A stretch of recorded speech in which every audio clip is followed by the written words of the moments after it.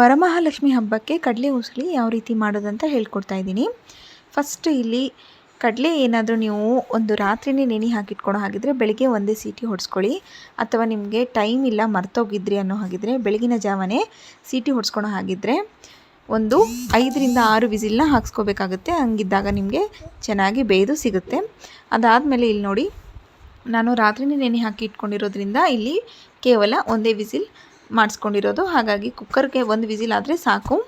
Next ಬಂದುಬಿಟ್ಟು ಇಲ್ಲಿ ಒಂದು ಕಡಾಯಿ ತೊಗೊತಾ ಇದ್ದೀನಿ. ಕಡಾಯಿಗೆ ಒಂದು ಸ್ಪೂನ್ ಆಗುವಷ್ಟು ಎಣ್ಣೆನ ತೊಗೊತಾ ಇದ್ದೀನಿ. ವರಮಹಾಲಕ್ಷ್ಮಿ ಹಬ್ಬದ ದಿನ ನೀವು ಈ ಒಂದು ರೆಸಿಪಿ ಮಾಡಬೇಕಾದ್ರೆ ಫಸ್ಟ್ ನೆನ್ಪಿಟ್ಕೋಬೇಕಾಗಿದ್ದು ಏನಪ್ಪ ಅಂತಂದರೆ, ಇದರಲ್ಲಿ ಯಾವುದೇ ರೀತಿಯಾದಂಥ ಬೆಳ್ಳುಳ್ಳಿ ಆಗಿರ್ಬೋದು, ಈರುಳ್ಳಿ ಆಗಿರ್ಬೋದು ಹಾಕಬಾರ್ದು. ಯಾಕಂದರೆ ಇದು ನೈವೇದ್ಯಕ್ಕಾಗಿ.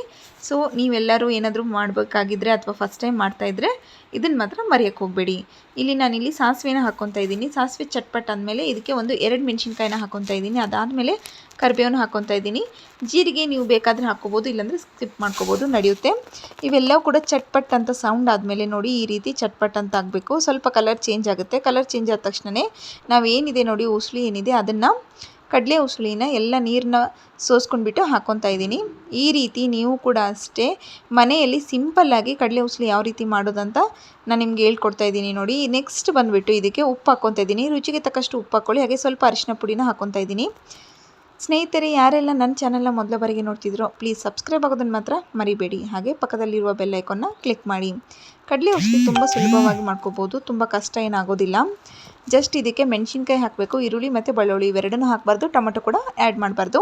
ಅದಾದಮೇಲೆ ಇದಕ್ಕೆ ಮೇನ್ ಇಂಗ್ರೀಡಿಯೆಂಟ್ ಬಂದುಬಿಟ್ಟು ಕೊಬ್ಬರಿ ಪುಡಿ. ಮನೆಯಲ್ಲಿ ಹಸಿ ಕೊಬ್ಬರಿ ಇದ್ದರೆ ಅದನ್ನು ನೀವು ಮಿಕ್ಸಿ ಜಾರ್ಗೆ ಹಾಕ್ಕೊಂಡು ಕೊಬ್ಬರಿ ಪುಡಿ ಮಾಡಿಟ್ಕೊಳ್ಳಿ. ಇಲ್ಲ ಒಣ ತರಿಸ್ಕೊಳೋ ಹಾಗಿದ್ರೆ ಮೊದಲಿಗೆ ತರಿಸಿಟ್ಕೊಂಡ್ಬಿಡಿ. ಅದಾದಮೇಲೆ ಇದಕ್ಕೆ ನಾನಿಲ್ಲಿ ಕೊತ್ತಂಬರಿ ಹಾಕ್ಕೊತಾ ಇದ್ದೀನಿ. ಇಷ್ಟೇ ನೋಡಿ ಸ್ನೇಹಿತರೆ, ತುಂಬ ಸುಲಭವಾಗಿ ಕಡಲೆ ಉಸುಳಿ ರೆಡಿಯಾಗಿದೆ. ಸಿಂಪಲ್ಲಾಗಿರುವಂಥ ಕಡಲೆ ಉಸುಳಿ ಯಾವ ರೀತಿ ಮಾಡೋದಂತ ನಿಮಗೆ ತೋರಿಸ್ಕೊಟ್ಟಿದ್ದೀನಿ. ದೇವರ ನೈವೇದ್ಯಕ್ಕಾಗಿ ಈ ಕಡಲೆ ಉಸುಳಿನ ಮಾಡ್ತಾರೆ. ಎಲ್ಲರಿಗೂ ವರಮಹಾಲಕ್ಷ್ಮಿ ಹಬ್ಬದ ಹಾರ್ದಿಕ ಶುಭಾಶಯಗಳು.